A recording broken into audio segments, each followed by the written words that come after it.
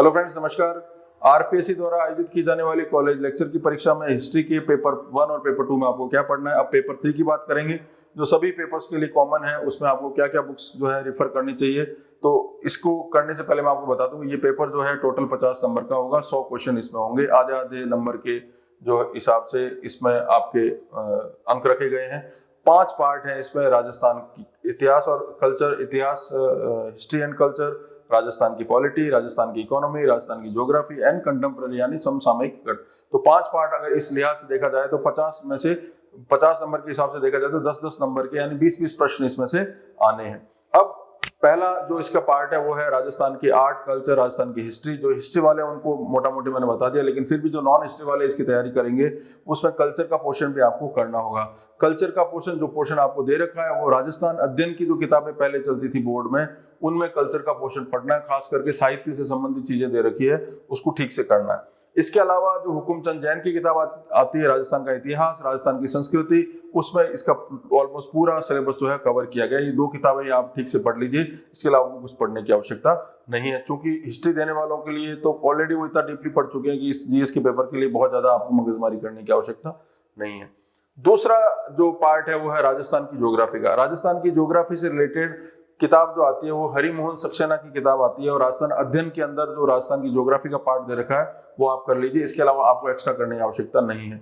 जो English medium के लिए उनके एल आर भल्ला की किताब आती है, ज्योग्राफी ऑफ राजस्थान, वो आप रेफर कर सकते हो। राजस्थान के मैप पर राजस्थान में जिले कैसे उनकी सिचुएशन कैसे, उनकी लोकेशन कैसे, कौन किसको टच करता है, नदियां कहाँ कहाँ से बहती है, तो वो आपको थोड़ा मैपिंग पर भी कार्य करना पड़ेगा। तीसरा पार्ट राजस्थान की पॉलिटिकल एडमिनिस्ट्रेटिव सिस्टम, प्रशासकीय व्यवस्था, राजनीति से रिलेटेड है। वैसे तो जनक सिंह मीना की किताब आती है राजस्थान की राजनीति व प्रशासन, लेकिन वो इतनी अच्छी किताब नहीं है, उसमें ज्यादा कवरेज नहीं दिया हुआ है।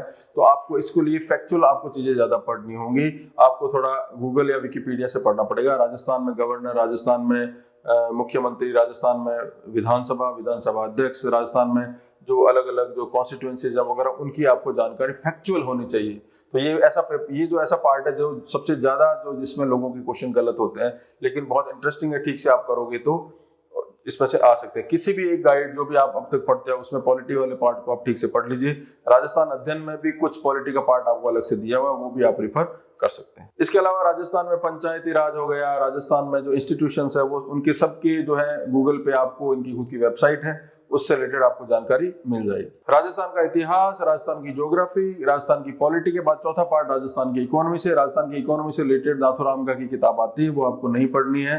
राजस्थान का बजट जब आता है विधानसभा में पेश किया जाता है, उसके साथ राजस्थान में किस तरह की आर्थिक प्रक्रियाएं रही गत वर्ष, उससे संबंधित सरकार अपने ऑथेंटिक डेटा देती है, उसमें से एज इट इज क्वेश्चन आते हैं। तो राजस्थान की इकोनॉमी के लिए आपको आर्थिक समीक्षा पढ़नी है। इंग्लिश मीडियम में इकोनॉमिक रिव्यू के नाम से आती है, उसमें एज इट इज क्वेश्चन पूछे जाते हैं। जो टॉपिक दे रखे हैं वो एज इट इज उसमें दिए हुए हैं, केवल वो किताब आपको पढ़नी है। ये सरकारी किताब है। 5वां पार्ट कंटेम्प्रेरी यानी समसामयिक से रिलेटेड है। इसमें करंट अफेयर से, खासकर स्पोर्ट्स के इवेंट्स पढ़ने हैं, राजस्थान के पर्सपेक्टिव से रिलेटेड।